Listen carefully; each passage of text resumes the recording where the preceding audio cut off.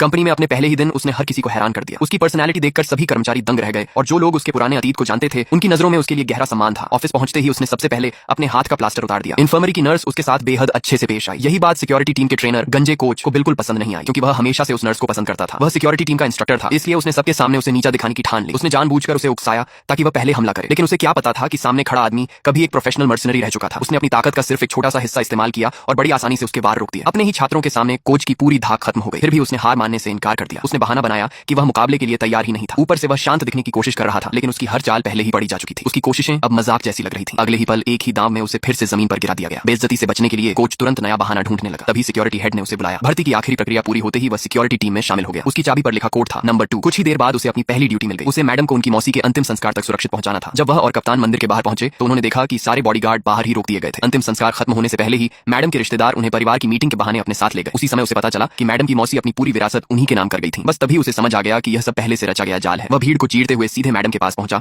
और कहा कि उसे बहुत जरूरी बात बतानी है। मैडम तुरंत समझ गई कि वह किसी खतरे की चेतावनी दे रहा है, इसलिए उन्होंने सभी लोगों को थोड़ा दूर जाने के लिए कहा। जब उसने यकीन कर लिया कि आसपास कोई नहीं है तो उसने चुपचाप एक पेन उनके बैग में सरका दिया। फिर धीरे से समझाया, अगर बैग में कुछ अजीब लगे तो बटन एक बार दबाइए और अगर आप खतरे में हो तो 2 बार। उस छोटे से कदम ने मैडम की उसके बारे में सोच पूरी तरह बदल दी। उसे दूर जाते हुए देखकर पहली बार उन्हें सच में सुरक्षित होने का एहसास हुआ। कुछ देर बाद जैसे ही मैडम मीटिंग रूम में दाखिल हुई, बॉडीगार्ड्स ने तुरंत दरवाजा बंद कर दिया और बाहर निकलने का रास्ता पूरी तरह रोक दिया। उनके परिवार वालों ने उन पर दबाव डालना शुरू कर दिया कि वह मौसी की पूरी विरासत उनके हवाले कर दें। उन्होंने साफ धमकी दी कि अगर उन्होंने मना किया तो वह वहां से सुरक्षित बाहर नहीं निकल पाएंगी। मैडम ने तुरंत वहीं छिपा हुआ बटन दबा दिया जो उसने पेन में दिया था। उस पेन में लगे सुनने वाले डिवाइस की वजह से बाहर खड़े होकर वह अंदर की हर बात सुन पा रहा था। तभी उसे पता चला कि उन लोगों की नजर सिर्फ विरासत पर नहीं थी, बल्कि मैडम की कंपनी के शेयर भी हथियाने की योजना थी। इसी बीच गुस्से में मैडम के हाथ से पेन गलती से नीचे गिर गया। परिवार के एक सदस्य ने उसे उठाकर बटन दबा दिया। बाहर खड़े उसने अचानक सिग्नल गायब होते देखा और उसी पल समझ गया कि अंदर कुछ गड़बड़ हो चुकी है, क्योंकि उसने पहले ही मैडम को बताया था कि एक बार बटन दबाने से सुनने वाला सिस्टम चालू होगा और 2 बार दबाना मदद का इशारा होगा। और चूंकि मैडम कमरे में अकेले गई थी, इसलिए साफ था कि वह खतरे में है। दरवाजे पर खड़े बॉडीगार्ड्स ने उसे रोकने की कोशिश की, लेकिन मर्सिनरी के अपने अनुभव की बदौलत उसने एक एक करके सबको पीछे हटा दिया। उनमें से कोई भी उसका मुकाबला नहीं कर पाया। कुछ ही मिनटों बाद मीटिंग रूम में फायर अलार्म बजने लगा। असल में उसने छत पर लगे स्मोक डिटेक्टर को एक्टिव कर दिया था,